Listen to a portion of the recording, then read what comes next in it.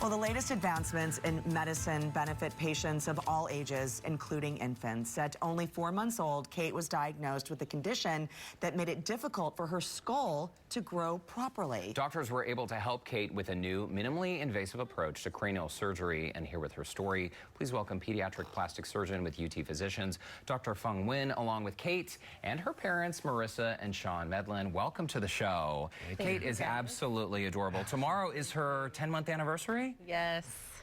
We are planning her 1 year birthday party right now as we speak. Happy and healthy, yes. But back us up to just a few months ago when you noticed, when she was born, you noticed that something seemed a little bit off. Yep, so I'm nursing her, so you know, you get a lot of FaceTime and one-on-one time during those first couple of weeks. So I noticed that her nose was a little crooked, and her eyes were different shaped. One was more round, one was more almond.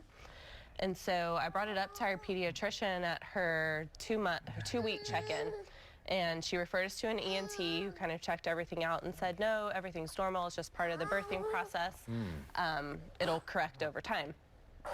So we kind of just let everything go. Well, about 4 months, our pediatrician was still like, I don't know, it's not getting better. I would prefer that you guys went and saw the craniofacial team at UT and just kind of had everything checked out. And we're so glad we did, because we didn't know it at the time, but that was the beginning of a process of something that we needed to go through to get her corrected. She is so precious. I love that. She's doing the raspberries over here. I love it. Your mic is working. Dr. Nguyen, this is one thing that I think is really interesting. It's a parent's intuition, right? You were breastfeeding, you noticed something was maybe not right and it wasn't quite sure, you know, is this normal, is it not normal, is it something minor? And luckily those checks and balances were in place to then get referred to you, because the diagnosis then came through. Yeah, you're absolutely right. We're very lucky here at UT that we see a lot of patients who come through with this diagnosis. So if that's on the back of your mind, it's going to be the first thing that you think of. Right. The diagnosis, by the way, is craniosynostosis. Turns out it's one in about 2,500. Explain what the diagnosis actually is. Sure. So it's a bit of a mouthful, but craniosynostosis is essentially the fusion of your cranial sutures. Now, what is that? We're born with a skull that is essentially movable. That's how the baby gets through the birth canal. And it's fused with these little areas of fibrous attachments called sutures. They're not supposed to fuse until your 20s, but they can fuse much more earlier, so particularly when you're a baby. So what happens is then the skull becomes misshapen and the brain has nowhere to go. And the brain is unable to develop and unable to grow. So it's really important that that's opened up so that we allow that brain to grow.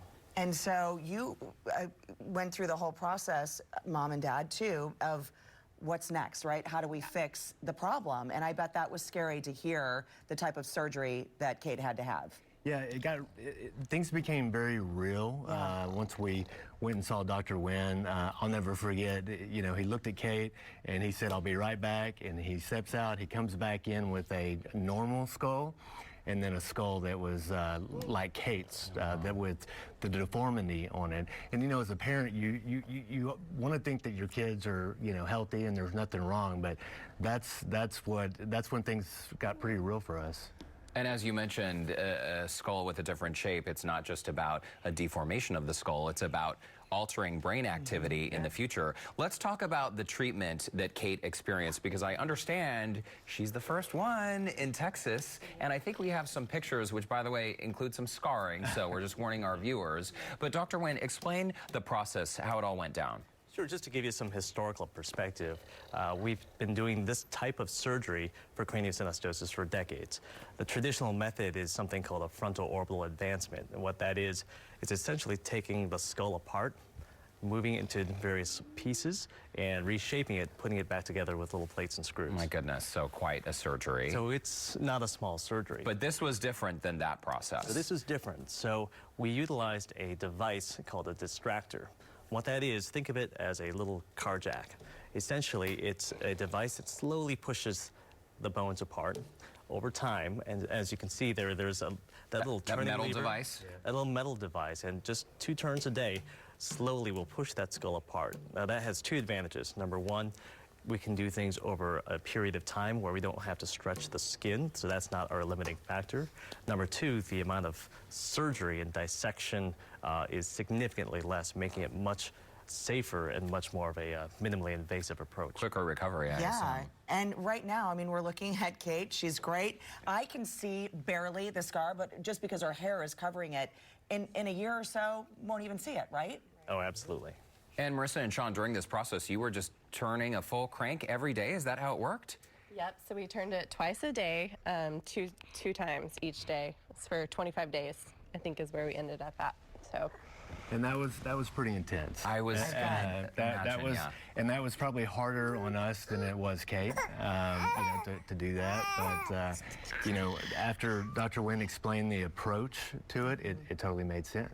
Well, a more advanced procedure, and good news for parents who may be facing the same situation. Shawn, Marisa, Kate, thank you so much for sharing your story. Dr. Nguyen, thanks for all the work that you do. And in the meantime, if you would like more information, you can visit the UT Physicians website, utphysicians.com, or you can call 888-4UT-DOCS. We'll be right back with more Houston Life.